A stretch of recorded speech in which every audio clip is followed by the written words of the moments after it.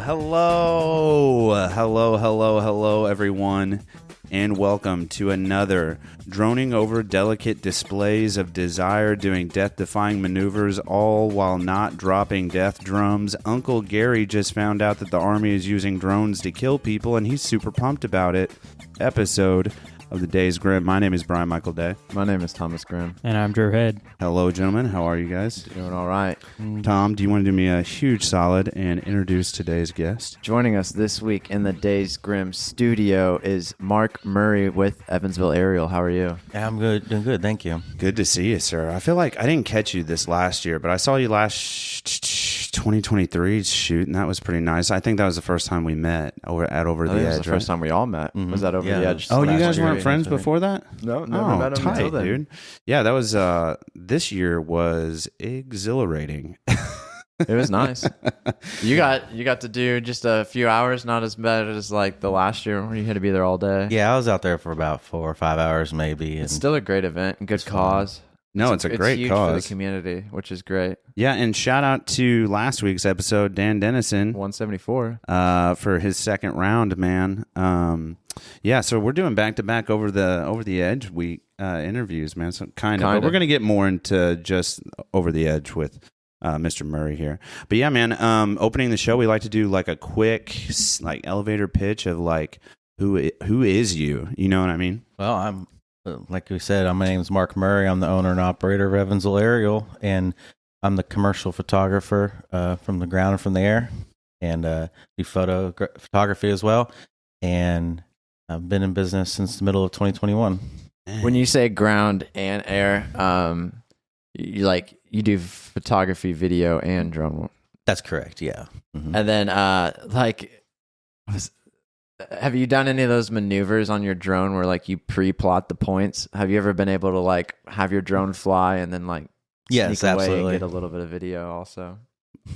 I don't. No, not so much that, but yeah. It's I probably explain against the rules on that one. Some pre-planned flighting waypoints, if you will. I have completed some of those. So like he can sit there on his drone screen and be like, I want to go from this point to this point to this point to this point with the camera at this angle, and he can press start, and the drone kind of stays within a height and range, right? Mm-hmm. Yeah, it'll fly those waypoints and do like a smooth video. Is there something illegal about this? I feel like no, like if you were to sit there and say set these waypoints and then walk away and grab your camera on a gimbal and go do something else in that time. Oh, that's frowned upon. Well, it's against the regulations. You You gotta got to keep your eyes on the drone at all times. Hands you have on to the have sticks. control of it. Yeah, dude. Do you have a headset? I don't know that I watched you fly your drone 2 years ago. So like you're just visually flying it, like. Well, no, it depends on the drone, but most drones you'll either use your cell phone or you'll use a dedicated controller that has a built-in screen on it that shows you what the camera is showing or can see. I do have one that has goggles it's more of a first-person view. Damn, that's like some Air Force stuff. Dude, they do some wild like some of those people that like put on the goggles and they fly first person. Like their drones, we're talking about like two different types of drones completely. We are. Like they got like speed drones, they got like drones that like are for like acrobatics, and then they got like video drones. Are those the ones they do like the both. races with? Yes, so Is they that what have he's talking about? FPV drones, first-person view drones. They have racing type drones. There's a whole league out there. It's an I've seen international that. I'm thing. a big Miami Dolphins fan, and they set up a course at the Miami Dolphins stadium a one time. lot of places are getting their like football stadiums. They're having a drone pilot fly their drone inside, and that's how they get the big wide stadium shot now. And now that's more of a cinematic type of FPV drone versus a That's tight, stunt dude. or racing type That's tight. of drone. Have you ever gotten into any of that stuff? Do you have a fast fun drone? Yeah, I do. I mean, but do? it's not really built for acrobatics or, I mean, it can do them. Yeah. But it's more of a cinematic type of. When you were a kid, sick. did you get any of those like house radio drone? Yeah, those things? junk little things Yeah. that you crash into the tree in 5 minutes. I feel like if you've learned to fly one of those for more than 5 minutes, like you can fly like a drone professionally nowadays. Do you think that you can, with the knowledge that you have now, we're going to get more into this in depth later in the interview, but do you think you could fly an airplane right now? No. All right. No, I that cannot. kills a lot of my questions I had for the interview. Okay. I All could right. understand. I could understand. Some of the gauges, what they represent. Probably, but and I stuff. understand the airspace, right? And that's really a big thing of it. Yeah. It's the controlled airspace and how to talk to, say, the tower or what have you. But don't trust you behind the wheel of an airplane. No, I'm not. I'm not a co-pilot for an aircraft. Okay, No. sick, dude. The question. Barrier to entry is probably a little bit lower, but I'm not. I have flown in some sketchy aircrafts. I will tell you what. We are going skydiving. That thing's barely in shape on the way up. Dude, the plane that we flew in for Boredom Brothers. Oh, yeah. Joe Green's plane. Yeah, Joe Green. Shout out to Joe Green episode way back when that he came on. Well, in the case of skydiving, it only has to take you up. Dude, and they are stripped. Like, that thing is made to go to 12,000 feet, and that is it. And, like, you can't weigh a certain amount. Like, they are made to carry, like, 800 to 900 pounds max. It'd be wild if, like, airplanes were like rocket ships before Elon. Just, like, a one-time use. The prop falls off after 20,000 feet. You're done. No, okay. So aside from all the malarkey, have you seen any of the episodes before of the Days Grimm by any chance? I have watched. You don't have to lie, dude. You can be honest. I have not watched any full episodes. Okay, this is going to get a little sticky. We did agree to keep this episode kind of clean for you, which we're going to do our best. However, we do this little treat called the Death of the Week every week, and we talk about an unfortunate way that someone has died. We're probably going to laugh a little bit. So apologies in advance. The Death of the Week. All right, guys. This week's Death of the Week comes all the way from sfgate.com. This article was written in 2021, April 26, by Andrew Shammings. Quote, there's no such thing as a, quote, child pilot. The tragedy of Jessica Dubroff. Pictured above. Okay, here we go. The 4-seat Cessna never made it above 200 feet, tumbling through a freezing Wyoming thunderstorm into a residential street, leaving all aboard dead, including its 7-year-old pilot. Jesus, Murphy. Quote, story began last week as a sweet kind of human interest tale, end quote. The papers wrote after the crash on April 11th, 1996. Quote, a tiny 7-year-old with oversized ambitions trying to set a world record as the youngest person to fly across the country, end quote.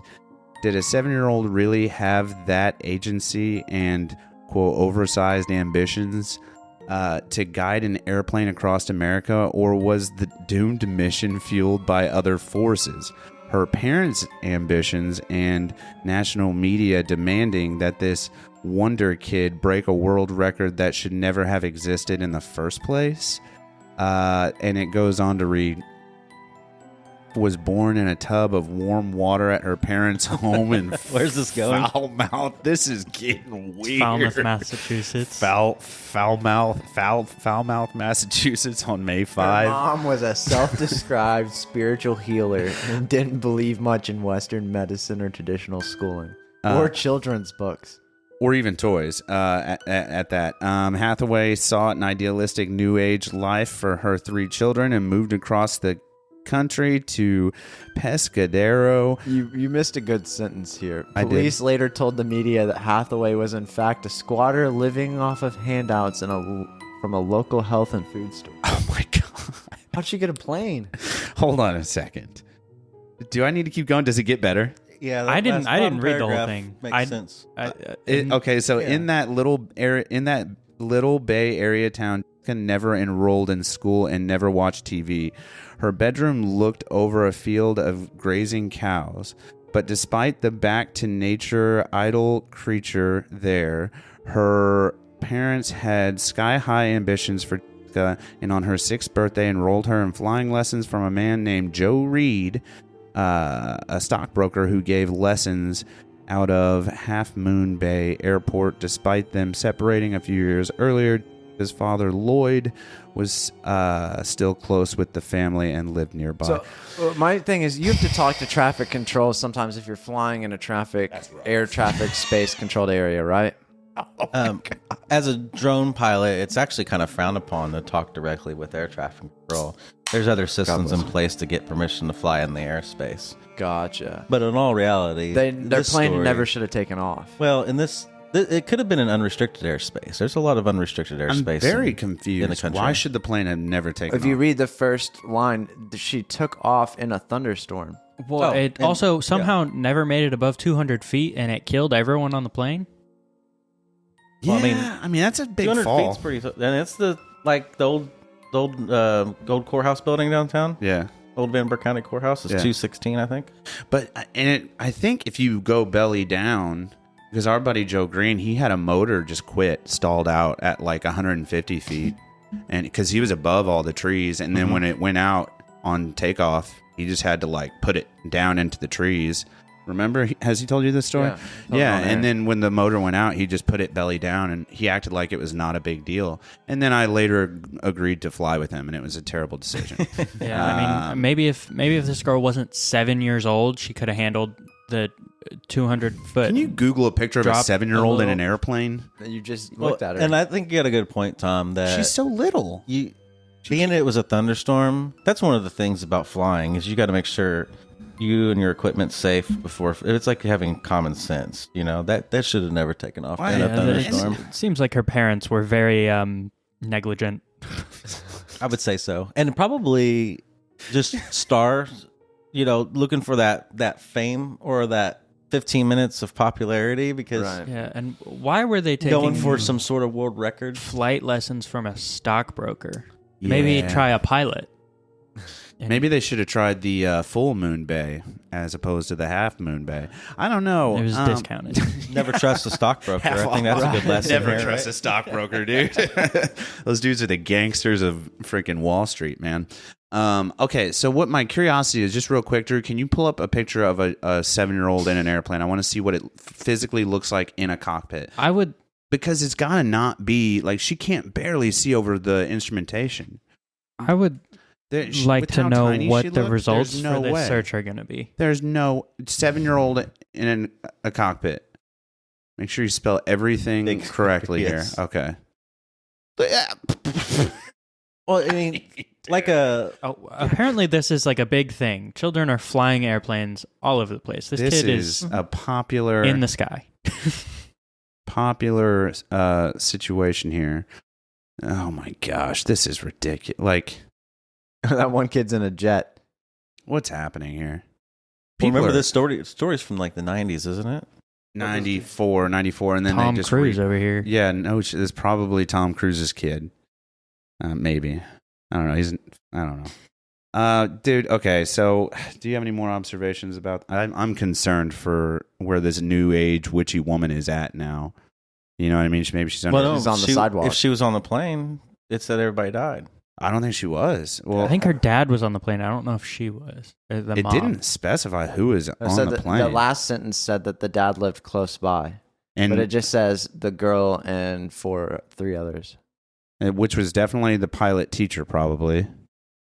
And then they don't really ever specify who the other 2 parties are. You kind of hope mom's on the plane, you know what I mean? You kind of hope she was. Yeah.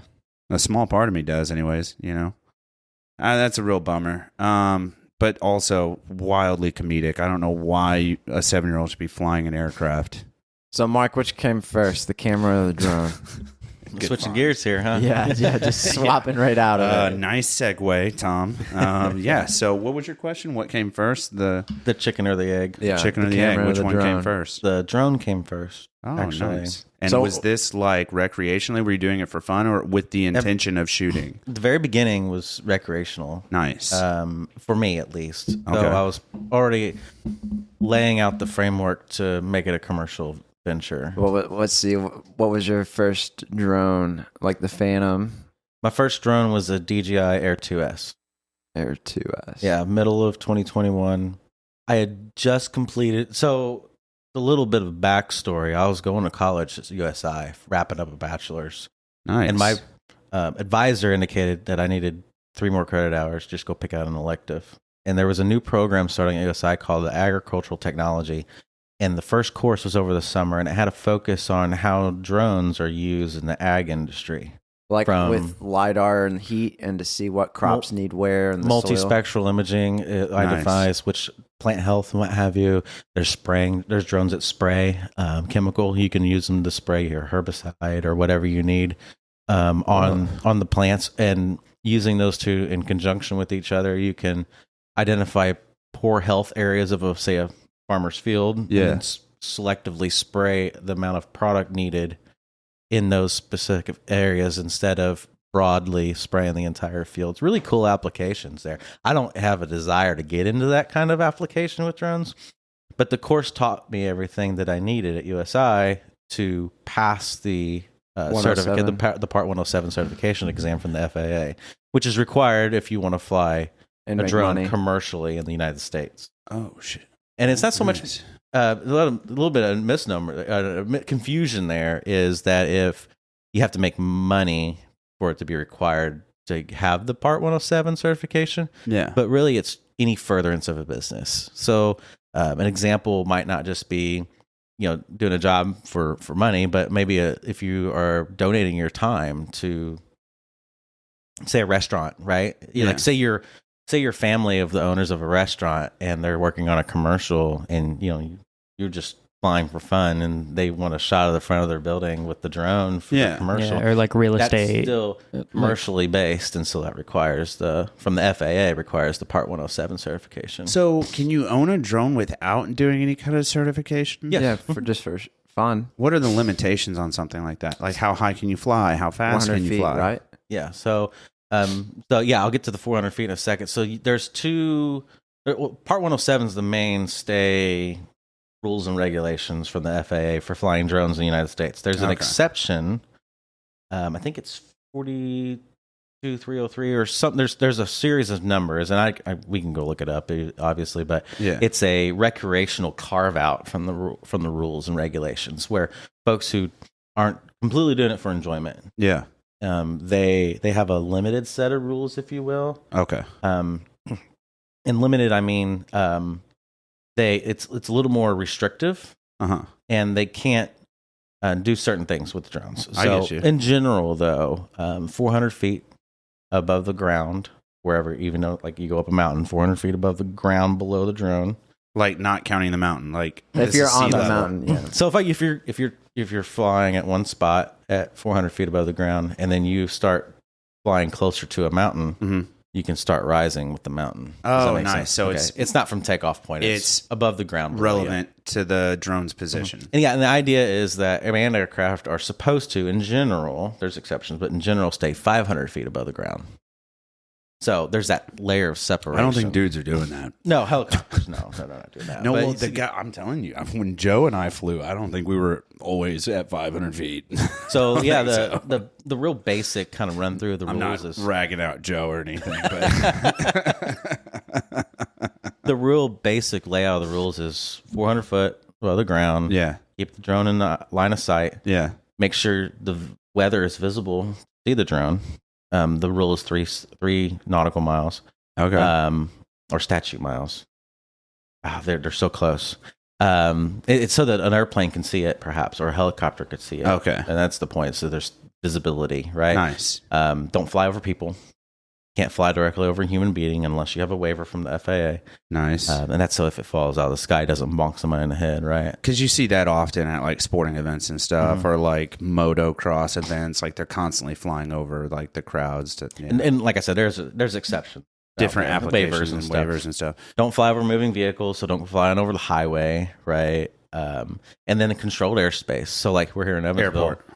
5-mile ring around Evansville's airport is restricted airspace. Nice. You have to ask for permission to fly in that space. Then there's also like the hospitals have helicopters, so there's like a ring around the hospitals that you can't really. In general, yes. And then there's like a private airport here, and there's a private airport between Chandler and Boonville that have like a ring around them. The app kind of shows you though, for the most part.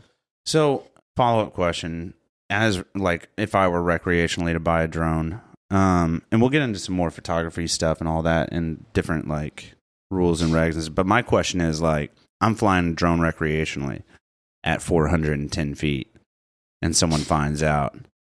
Are like the feds showing up to like kick my door in, and then like I get swatted and then like zip cuffed and thrown in the back of a all black spray painted van or something?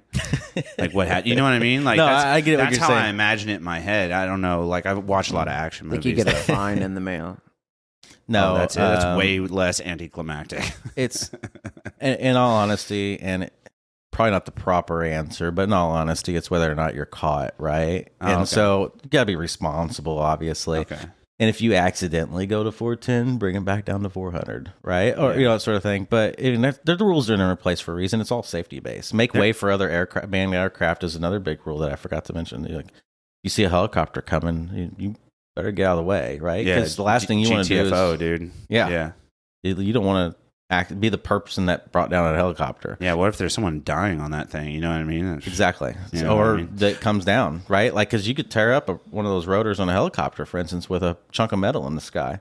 And that's Plastic another thing metal's people bad. don't talk about is like the rotors on a drone. Those things are violent. Mm-hmm. Yeah, Like, if you try to grab do it some one, damage. Yeah, I've seen like the YouTube videos of people's hands like getting sliced. that alludes back to why you can't fly over people, And moving vehicles is another one, too, where you can't fly directly over a person who's in a moving vehicle. And the reason is if it falls out of the sky and the vehicle's moving at 70 down the highway, it could probably blow through the windshield. Yeah, Right. No doubt. Oh, no doubt. Would you rather hit a deer or a falling drone in your vehicle? Ooh.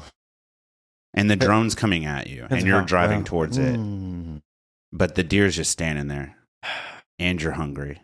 There's a lot of variables here. I don't know. And it might be Am I in raining. my pickup truck? Can I put Yes. the deer in the back? Yes. And you're not wearing a shirt per se. I don't know why. That's just how I imagine it. I have a very vivid imagination. So, and Drew's there in the truck with you. So that class low-key prepped you, though, for, like, the 107 and stuff like that. Like, Yeah. Because the 107's way more than, like, somebody would think, like, okay, this is going to be like a driving test where I just learn, hey, can't all the rules you just stated, but there's so much more to that, like knowing the wind's blowing this way at this height, too, because, like, at different heights, winds act completely different. Oh, yeah. Yeah, the air pressure changes. And as soon as that pressure changes, the wind starts screaming. Wind's almost always faster up off the ground, right? And God, dude, just a side note on speaking of winds, and like when I went skydiving, I think we were at 11,000 or something, or between 10 and 11,000.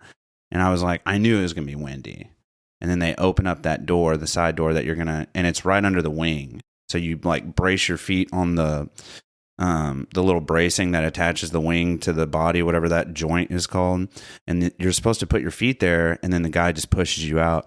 He was like, all right, so the door's open. We roll up to it, and he was like, now put your feet on the thing. And I like go to roll my feet out this door. They literally, the wind almost like pulled me out of the plane. Like, yanked you out. I swear to God, dude, like you wouldn't, like you knew it was going to be windy, but you're also forgetting you're driving so far fast this way, and then the wind's driving back the the wind will get a little rowdy up there. That's all I'm saying, dude. It's wild. And you got to understand, the visibility requirements, understand what different weathers will do to the area. And the barometric pressure as the front comes in, and how will that affect what your drone registers its height at? Some of the more, I call them prosumer drones, not the little Can you toy. explain that? What is that? So let's classify some drones, right? Because I know nothing. You have the toys from Walmart, Target. Yeah, a couple little guys, not even that, like under $100. Oh, okay. The ones that have no GPS, they don't have any visual positioning sensors. Yeah. You buy them for $30, $40 to $50 or whatever, and you take off in your backyard, and then you have like 5 mile per hour winds, and it blows into a tree. Yeah. Toys. Or interference. Interference is huge on those little guys. Really? I didn't know. Yeah. Okay. You take RF one off and it interference. just starts floating a certain way. Mm-hmm.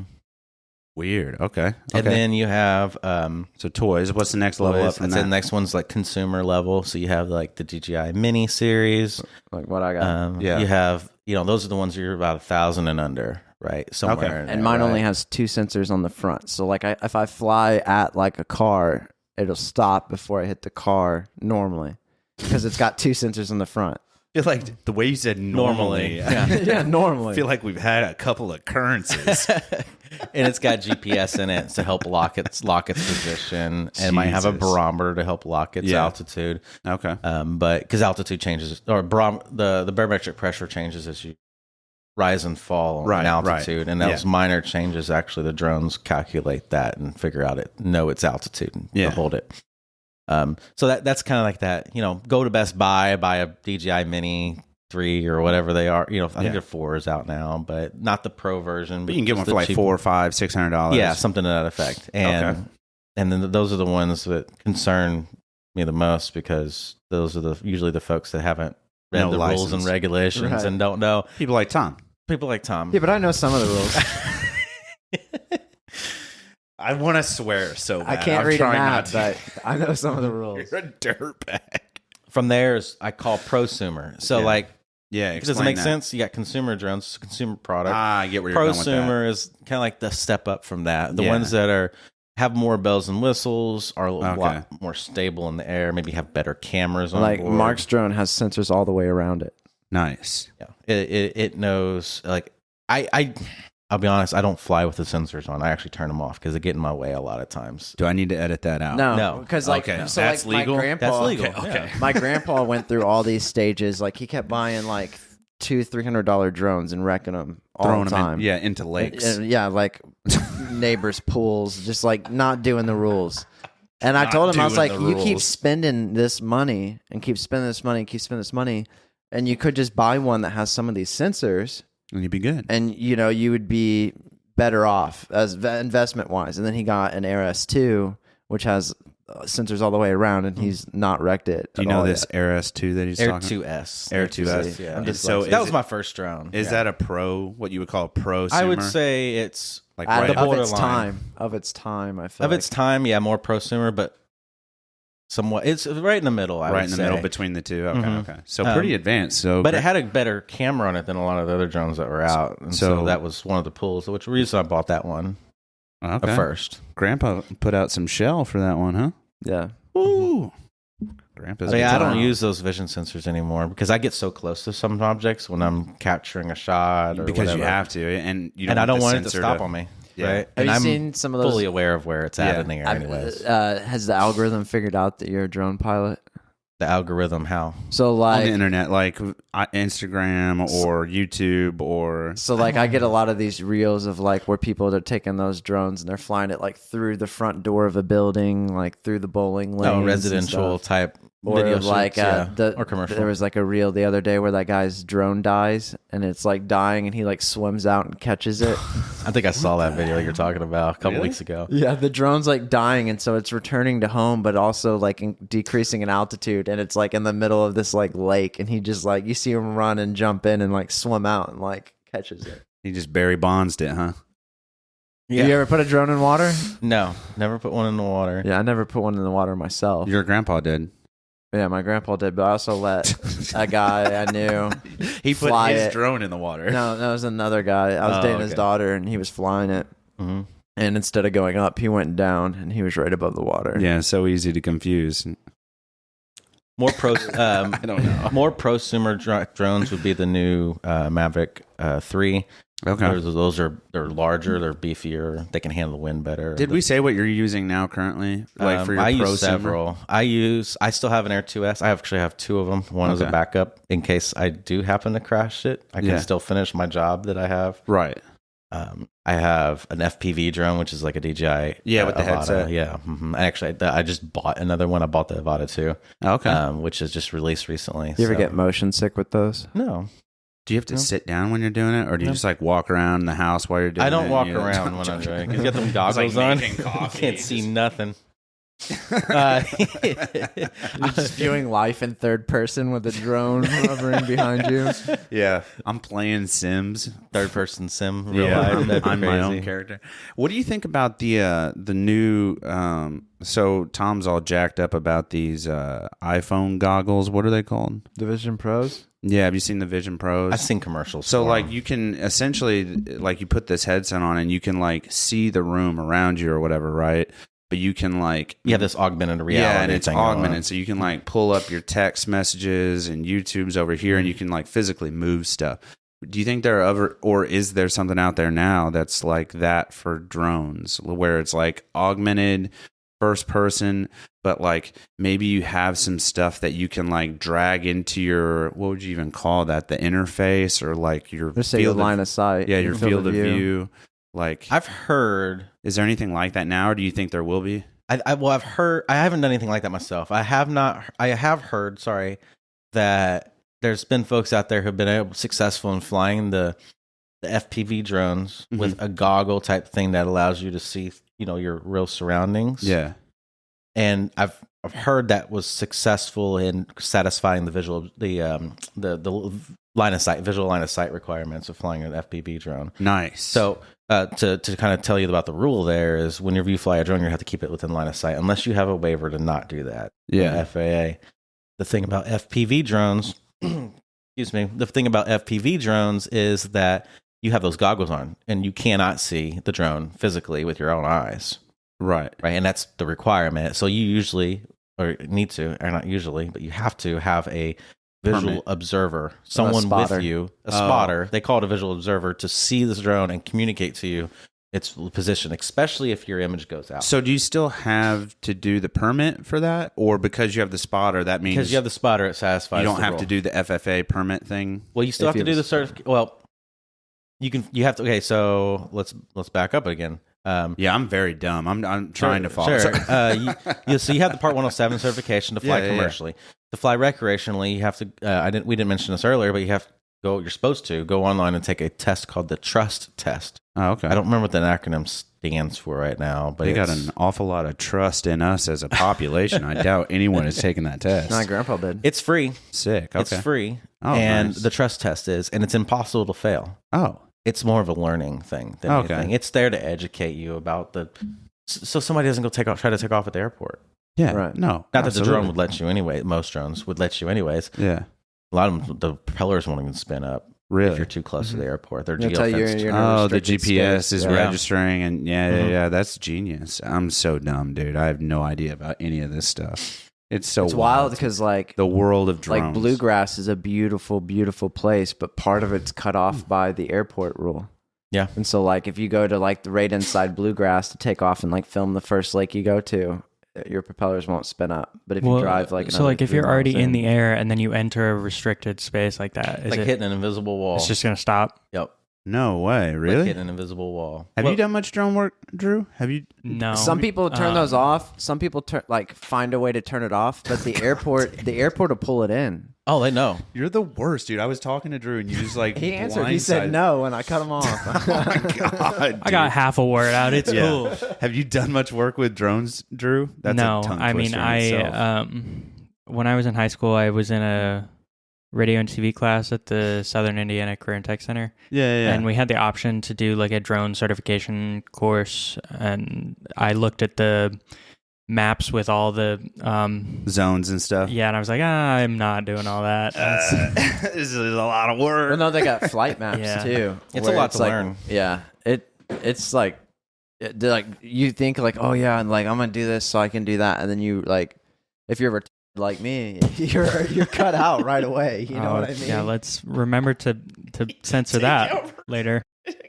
So there's Damn if it, you Tom. have a drone that's required to be registered with the FAA. So we Yeah. didn't even talk about registration. Yeah, so like my Maverick Mini, sorry to cut you off, it weighs 249 grams, and the rule is 250 grams. You're just batting 1,000 a day, Damn Right? it, Tom. Is that, yeah.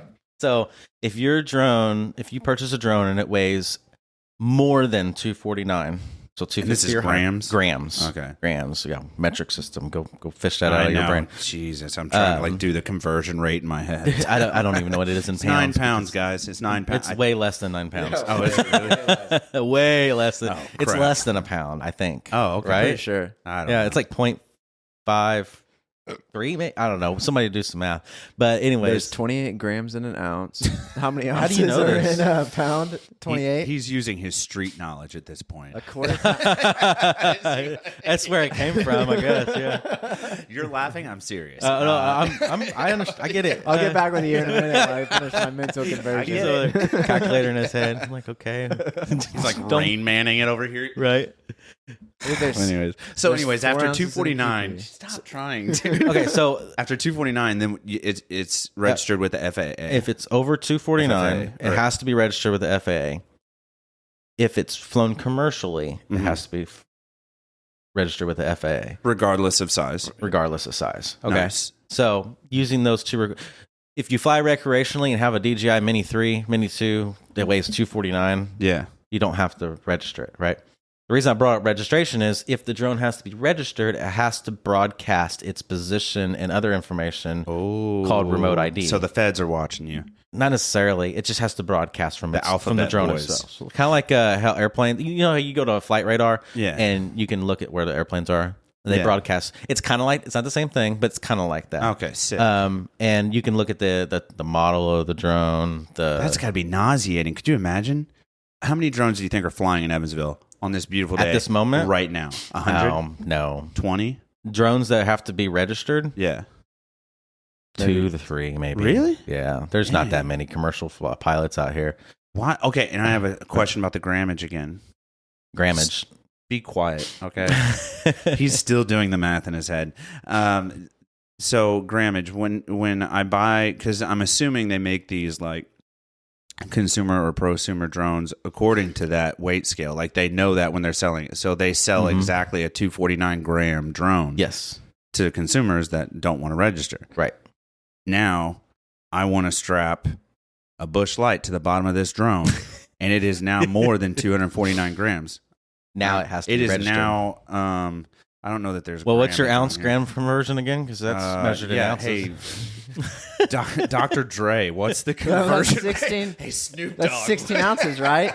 Just take 16 times It's 20. 12, you Okay, take 12 times 28. can't stand you. So, anyways, my question is, because I've tried this. We tried it on a Phantom 4, which was already overweight. A specific. So it didn't matter. It would have to be registered, yeah. So, anyways, but I buy a 249 gram drone and then I strap a I bush don't light think to it's it. getting very far with it.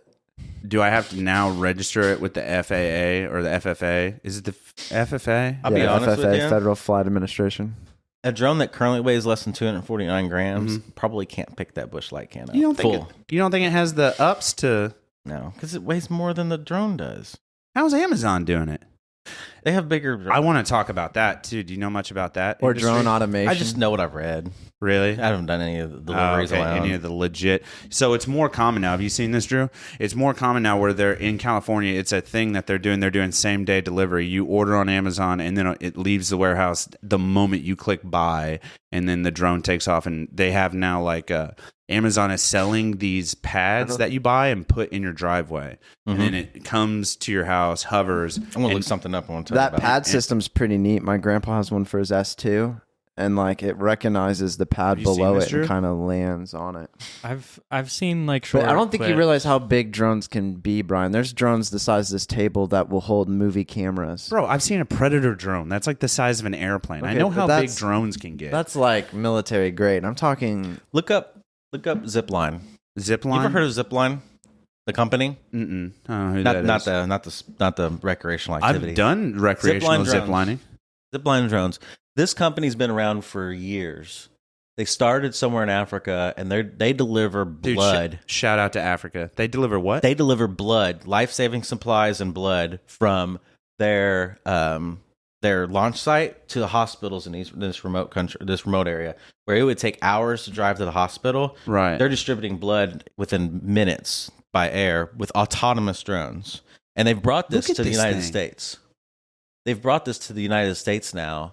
I don't know where they're stationed at or what exactly they're doing in the United States, but there's a really good.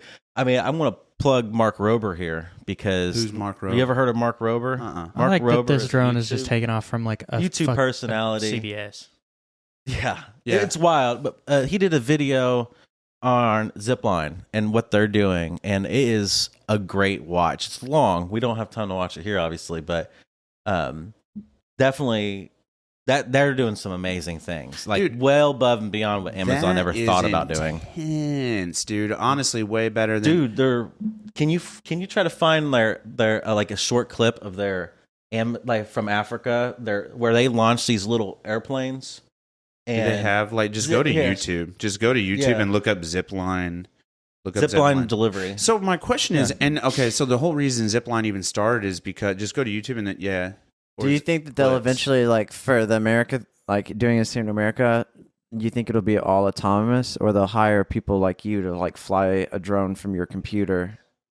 Wait, what was the beginning part? I missed the very beginning. Well, so you think it'll always be autonomous, or do you think they'll hire people that have commercial grade tests passed? There's still some legislative hurdles to overcome with the FAA. Still, I think right now the FAA is still really trying to figure out, okay, what's that beyond visual line of sight look like in with the regulations. There's some discussion in the community, the drone community, the more professional drone community, about what is that going to look like in the next 5 years. Are there going to be a different set of rules that pertain to flight of drones without the line of sight? So BVLS, beyond visual line of sight. And what does that entail as far as the safety mitigations? And you're finding it. It just parachuted out. I didn't mean to cut you off. Yeah, no, they literally this drone just shoots out. They launch it from a catapult. Can you make this full screen, Drew, please? It'll look really good on YouTube. Well, this isn't. Oh, so he's landing. So that's a different one. He's talking about it at the beginning of the video, but that's a really cool video to really learn about what they're doing with autonomous drone deliveries. That's tight. You just leave it playing, Drew. That's tight, man. And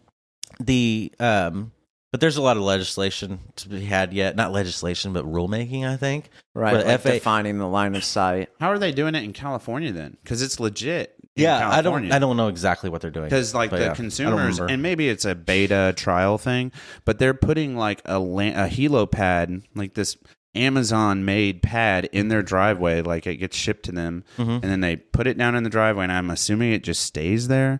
And then when you order something same day, I'm buying this today, I want it today, and then this drone just comes out and it goes to that pad, hovers, and drops your package. And granted that I've seen weighs, videos of them doing it. But you have seen it? Yeah. It's wild. Well, Domino's tried delivering pizza that way too in another country. Really? Where probably in China, where they have no rules for anything. Iceland, Greenland, Scandinavia. Oh, sick, dude. One of those countries. But it's wild to think about just in the future the possibilities of it. They're making electronic flying cars that are basically electronic drones. Oh yeah, the drone. Have you seen the drone car? It's a single person helo that you just you put your bag behind you in the chair, then you get in the chair, and then the glass door closes, and then it just. We're gonna see a day probably in our lifetimes. I would think there's gonna be drone taxi. I think we're very close. I don't think it's even within our lifetime is that's an exaggeration. I think we're closer than we all care to admit. It's accelerating at the progress in drones and incorporating into the national airspace system has been moving so quickly. Yeah. Just the Part 107 certification was just created 8 years ago. It's only 8 years old, and it's really successful. And I think we're ready for the next step. But I think it's evolving at such a rapid pace, and it has already. 3 years ago, you couldn't fly at night. You couldn't fly a drone at night unless you had a waiver. Really? Something to that effect. Yeah. And now they're doing extravaganza display LED shows. Have you seen those shows they do with the thousands Holiday of World drones? does it a lot. Disneyland does one every night at 9 p.m. Right over the castle, and it's this big drone extravaganza thing. It's wild. But now those it's are all programmed, Yeah, now it's common. Yeah, I'm sure some guy's just flipping on the power. But that's technology, though. Technology, that what they say, it moves at to the 10th power. So exponentially. Yeah. So my thought is I'm going to go War of the Worlds with, do you know what War of the Worlds? Orwell, where the aliens come and kill everybody. Yes. You know what I'm talking about? Right, cool. So let's say we're at a Disneyland, right? You and I were just having a day. You know what I mean? I don't know why 2 grown men are at Disneyland, but we are. and we're at the castle. We're that close. You know what I mean? Sure. Vivid imagination Okay. again. So we're there, and then the weird drone guy like flips the power switch on, and he's like, "All right, time for the show. It's 9 p.m. We're sitting there at the castle waiting for the show." Because we're both nerds, and then it like kicks on, and all these drones, you hear the hum, and they all rise up, and then they just like start coming at people and like attacking us. Like, does that not terrify you? Like, Well, it doesn't terrify me. I ain't scared no drone. God bless America. Drew, are you okay? I'm good. I'm sorry for swearing around you. All right. And my So baby we ears hurt. decided in that time of video gap Yeah, we that I'm the least likely one to land the plane. Yeah, you're the least likely. So between Drew and I, who do you think could land a plane better? I don't know. You look like you might be a little bit older, so maybe It's the maybe not hairline. so much Drew. Yeah. The hair. that's- Well, That's the hair. I don't know. It's a strong answer. I feel like I would trust a bald pilot more than someone with hair like mine. I don't know why. Experience, just pure sadness for the last couple of years. More No, man. aerodynamic. Yeah, more slick through the air. What was it like though getting your first on the ground job? A result of a necessity, I think. I mean, it was a client's. How should I? Like you had to adapt. Well, I bought the camera first before I landed a job that was a ground. I call it ground because I fly drones. Yeah. Groundwork. Before I got any paid groundwork, I already bought a camera and I started practicing with it. It's the principles are the same between drone and a ground camera. Okay. Thinking about your exposure, your shutter speed, your composition, IO, all that it's stuff. ISO, Or ISO, the exposure, everything. That's all carries over, but it's a little bit different. Obviously, you've got a lot more buttons to deal with on a. It's not so automated on There's a some drone. more variability in a drone, I feel like, too. Yeah. Well, with a DSLR or a mirrorless camera, you've got a lot more flexibility, and the sensor inside is so much larger. You can capture much more detail. Like think about there's a lot of things to be said about image sensor size. So your phone has a very small sensor. My drone's sensor is bigger than the iPhone 14 Pro Max sensor. I feel like this is like a measuring contest. It is. It is. We're whipping it out here to measure it out and make sure that everyone understands. Mine's that bigger. A DSLR and a mirrorless camera is going to produce a better image, right? Especially when you swap out lenses to get a more zoomed in picture. Megapixels is one thing, but the size of the sensor that actually captures the light is a big deal too. Okay. And that's why it gets all fuzzy and grainy and everything when you zoom in with an iPhone. Oh, maybe that's why your phone shut off a minute ago. But it's obviously superior with a mirrorless or DSLR camera with a zoom lens. It's obviously going to be superior. So when those clients need a more professional and polished shot, that's something you can work with in Lightroom or Photoshop with more detail and manipulate better, then it's always better to go with a ground camera than an aerial camera. But because the drone's really going to be for that unique perspective, not for the superior quality. What do you know about? And this is kind of like my last question to drones, but like, so we did a dope shot for our old YouTube channel, Borden Brothers, of where we had a friend of ours playing a snare drum on top of a grain leg. And he like drove his drone up the length of this grain leg and then like shot him like cinematically with like smoke and a flag waving in the background and stuff. It was really tight. But audio, do you mess with audio on a drone at all, or you can't do it because of the hum of the blades? Yeah. There's any self-respecting drone, I guess, or not self-respecting drone, but any drone made is not going to record audio. You just can't on the do drone. audio. There's not even a microphone on the thing because all you hear is just a pack of angry hornets the whole time, right? Zzz, that's the only thing you would hear, right? So, I usually, if I'm going to incorporate audio into a drone footage, I'm going to record the audio separately, like mic the thing up. Or I won't mic up the drone. I would mic up maybe the occurrence that you're filming or whatever. Yeah. I might have.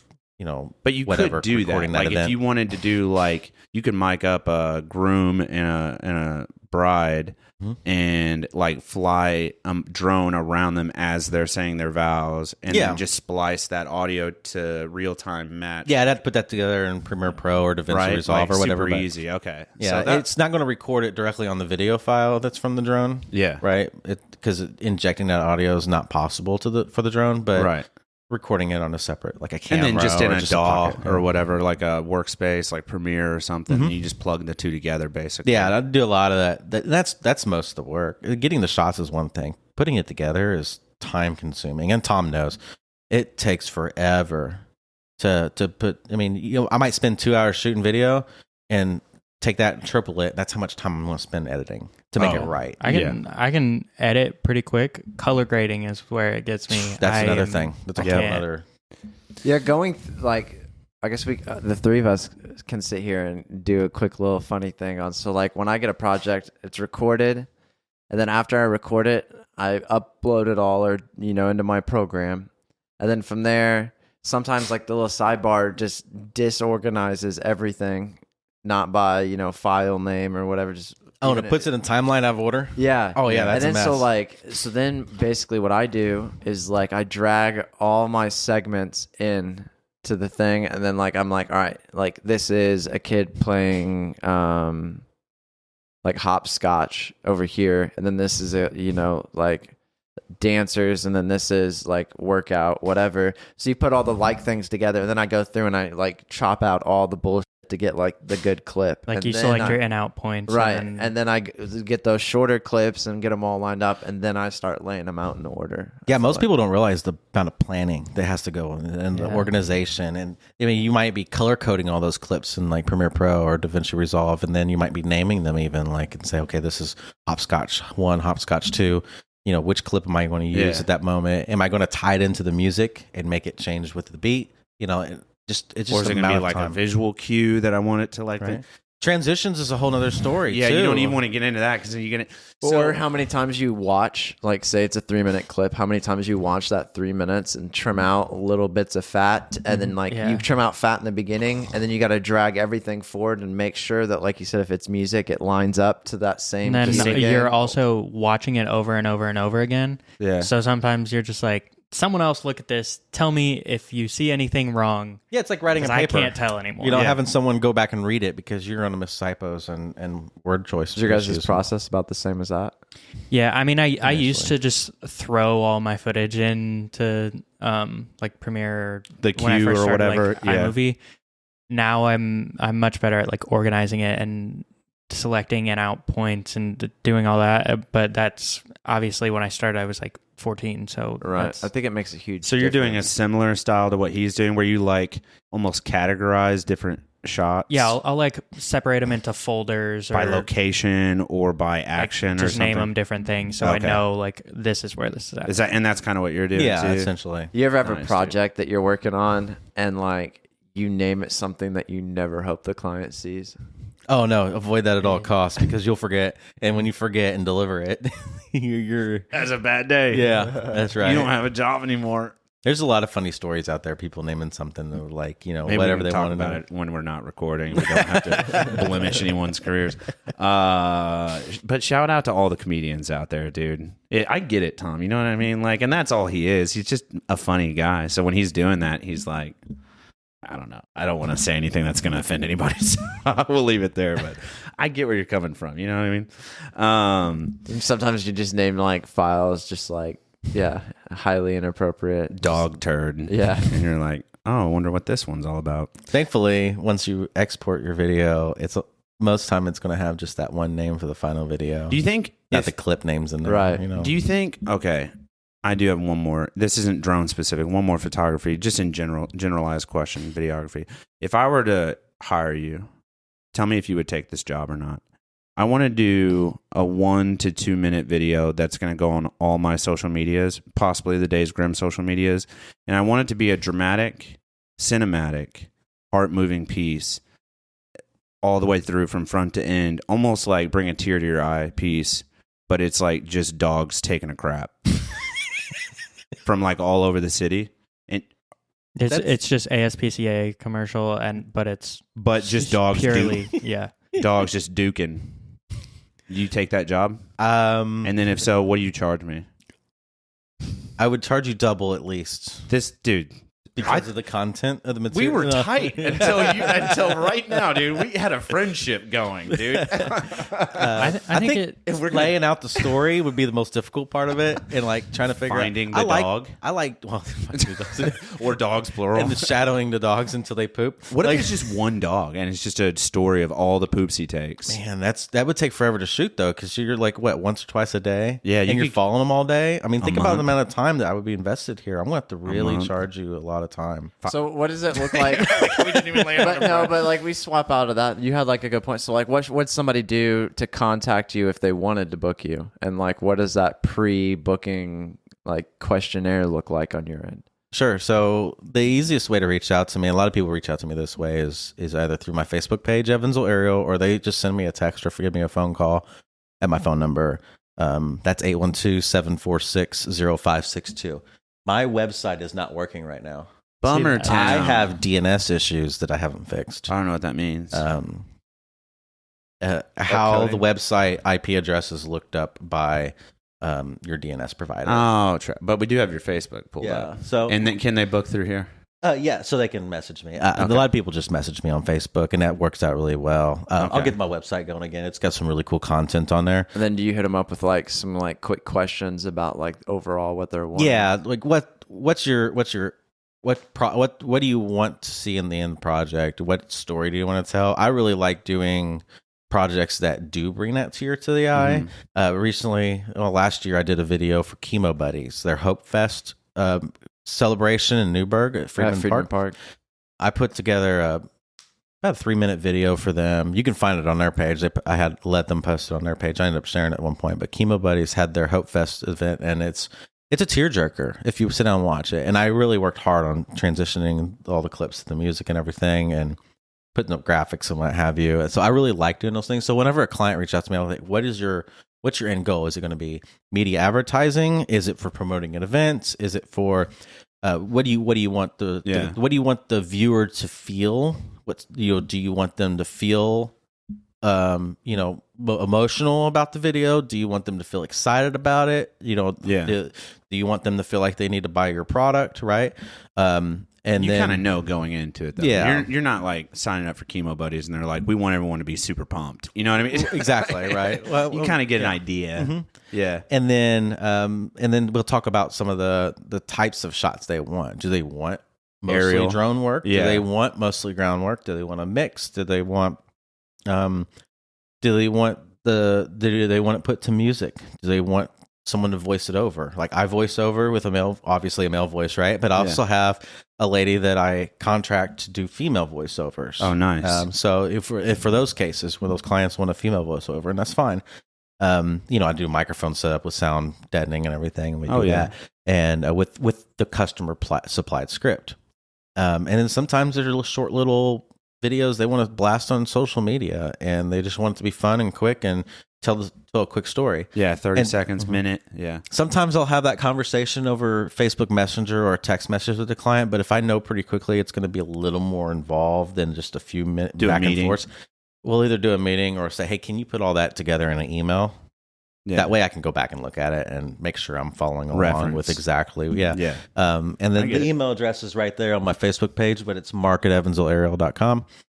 And I'm quite readily reachable that way as well. What about one thing we like to ask everybody that comes on the show, as far as like, we kind of warned you about this question, so hopefully you got something prepped. But has there ever been like a dark moment in your, whether it be drone shooting or photography, or just the whole process starting Evansville Aerial in general, where you were like, I'm ready to hang it up? I'm done with it. You're just like super dark moment and ready to just quit. And then more so that what I'm curious about is at that moment, what was it that pulled you out of that I'm ready to quit type of attitude situation you were going through? Gotcha. I'm not sure that I have one that brought me fully down the path of I want to quit, but I did have a moment of, what am I doing here? Like, am I fulfilling my long-term goals, or is this going to fulfill my long-term goal, right? And that moment was when I crashed one of my drones. I've had one crash with a drone, and I was flying recreationally at the time. When you take off, you can decide whether you're flying commercially or recreationally. Yeah. The intent of the flight is what matters. And I was flying recreationally at the moment, and I was kind of showing off, right? I was being brazen, and I wasn't thinking with a clear head of how I need to line up which my flight path was going to be. And I was showing off to a buddy, and I was getting a little crazy with it, and I flew through a kind of a row of trees, but there was a clear spot. And on the other side was a power line that I didn't account for. I didn't see it. And the damage when you crash a drone doesn't necessarily happen when you hit something. It's when it falls to the ground. And it completely trashed that drone. And at that moment, I'm like, I had insurance on it. Yeah. I actually had insurance. I ended up having recreational insurance on that at the time too. And so I used that insurance to replace it. But I was wondering at the moment, am I fulfilling my duty as a service provider of doing it professionally and thought consciously enough to do it the right way all the time? Yeah. And because all I want to deliver a perfect product. That's what I want to do. I don't want to just like you think about contractors that provide a shoddy product, like building contractors, and they just don't care, right? But I hope they do, but hope they do. But you hear about those stories, right? Do. But I want to make sure that I produce a really great product for my customers. And if I don't feel it's right, I don't feel like the customer's going to feel it's right. And so at that moment, I was thinking, was I too careless, and am I going to be careless in the future?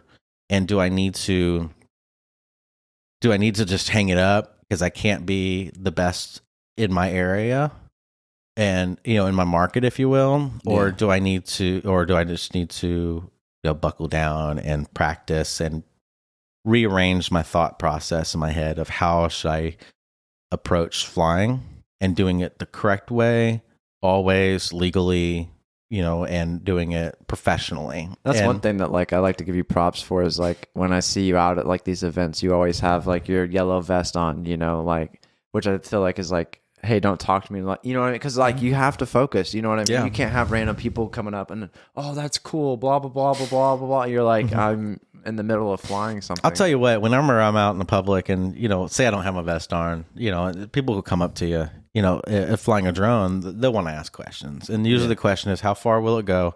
How long does it fly? Not the really important aspects of a drone, but that's what people are curious about. And then top out speed, bro. Right, that's all I care about. The things that aren't important, really, honestly, to do it correctly, to do it the right way. And in business, I feel like every business owner should do it the right way and not just be brazen about it. But you'll have kids come up to you. I was over at the Four Freedoms Monument downtown one time, and there's some kids came up to me, or what? Can I fly it? No, you can't fly it. But I was getting low on battery, and I was at a moment where I just finished my shots anyway. So I was like, I'm gonna go ahead and land, and I start to land, and one of the kids starts running toward the drone. Like, what the?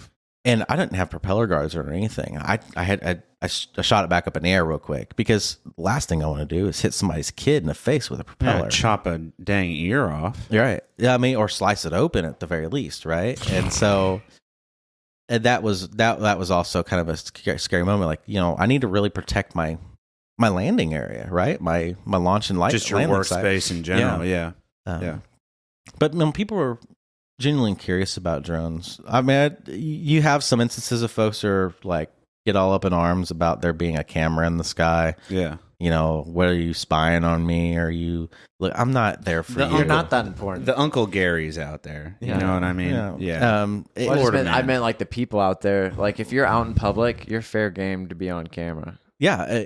That's the That's if you can be. So most people don't understand the National Airspace System. That's the official term for all the airspace in the United States. Yeah. It's a public domain. It's no different than you being on the sidewalk in the public, right? If it can be seen from the public domain is maybe not the right term. Maybe it is. If you could be seen from public, you can be photographed from public. Yeah. For the most part, there are some limited exceptions, but voyeurism's one of them, right? But yeah. That's don't be hovering outside someone's bedroom window with a drone, I was right? Gonna say, I don't know what that word means, but I think it's sex stuff, right? Or spying on people, or peeping Tom. Yeah, window creeping. Yeah, the police department, actually, there's a state law. The police department has to have a warrant to use a drone to surveil a suspect, right? Wild. And so, or that's my understanding of the law, at least. And so, but being cautious about what your photography or videography is viewing. Yeah. But at the same time, is like you're in public, you don't necessarily have privacy, right? Chill out, Uncle Gary. Yeah. I was doing a residential shoot for a condo building once. The realtor wanted a shot of the pool. There were people in the pool. Oh, this is gonna get a little stingy. I got my photos because I know that. I mean, and in all reality, there were kids in the pool too, and so that's. But as a photographer, as a professional photographer, you want that scenery for you got to have that shot, right? You need that shot because the client wants it. But at the same time, you're going to be conscious about whenever I deliver the final photo, what does it show and portray, right? Yeah. And so obviously in Photoshop, I eliminated everybody in the pool, right? Not eliminated, that's probably a strong word. But I Photoshopped out everybody that was in the pool. Sounds very Terminator-esque. I terminated everyone that was there. They're no longer with us. But in the shot. In the shots, they're alive. They're alive. This isn't. There's like a lot of terms that can be. I want to go shoot a house today. You know, this isn't like a JFK situation, right? Right, no, okay, we're good. Yeah. So everyone came out okay. But no, so I Photoshopped everybody out of the pool. You know, so it looked like an empty pool when the deliverable. But on scene, when I captured a shot, this lady came out of the pool and was irate that a drone was flying and capturing, who knows what. She doesn't know if I was taking photos, video, or doing nothing at all, right? But she was irate at me for flying a drone. She thought you were sneaking a peek. Yeah, well, yeah. I mean, and understandably voyeurism, so, right? I learned what that word meant today. You know, I can understand the concern there. Yeah, no, 100%. But I'm not there. I mean, I'm not there for you. Yeah. I'm there for my client. It's not voyeurism if you're getting paid for it. Here's my contract. Wait a minute. Well, I don't know how that works either. Be careful. Maybe I don't understand the word voyeurism totally all the way trying yet. To use it as much as you can. Yeah, maybe I shouldn't use that word that often. And for the general public to really understand, though, is that if you see a drone in the air, it doesn't mean they're spying on you. Yeah. Right? They're probably there for another reason. If you find the pilot, don't bother them until they land. Yeah. And then feel free to ask them a question, right? Like, hey, I saw you out there flying.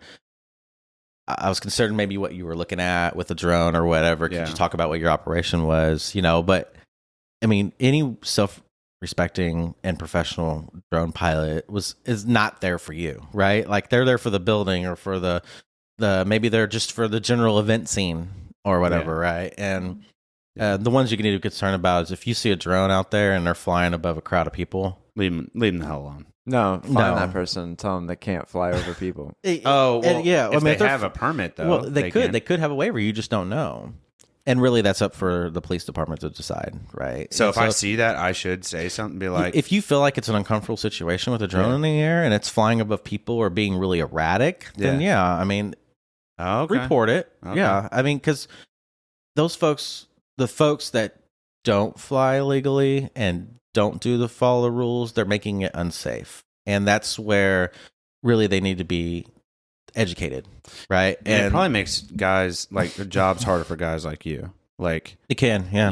Now there's going to be another restriction, or now there's going to be another form, or now there's going to be another course, or... I'll tell you what, I spoke about remote ID. Did I speak about remote ID at all? Yeah. Briefly. And where it broadcasts its location and stuff. That's a requirement if the drone has to be registered. And there's also systems for at least DJI drones is it doesn't even have to broadcast its stuff to be identified and tracked, right? And so you can probably imagine, but it's true that the Evansville Airport, Airport Authority, Evansville Police Department, the Vanderbilt County Sheriff's Office, and the Emergency Management Agency all have these drone tracking software. So like Fall Festival, the 4th of July fireworks, if you put a drone in the air, they will almost definitely see it on their software and track it and know where the operator is at too, and probably come and talk to you. Wow. So I've got a pretty good working relationship with the Evansville Police Department and their own drone unit. They have a drone unit. I mean, obviously. Dude. So I mean, they know who I am, and I communicate with them if I'm in an area which it would be suspicious to see a drone like at the Fall Festival, for instance, right? Now, this year, I will say I plan on flying over the crowd at Fall Festival. because I'm Proper, have though, a with the proper right permit waiver, and- waivers. everything. Nice. And I'm going to have a conversation with Evansville Police Department ahead of time for that. Yeah. But that would be a situation where if you saw a drone flying down the center of Franklin Street, I mean, that's something to be concerned about, right? Hey, buddy. Yeah.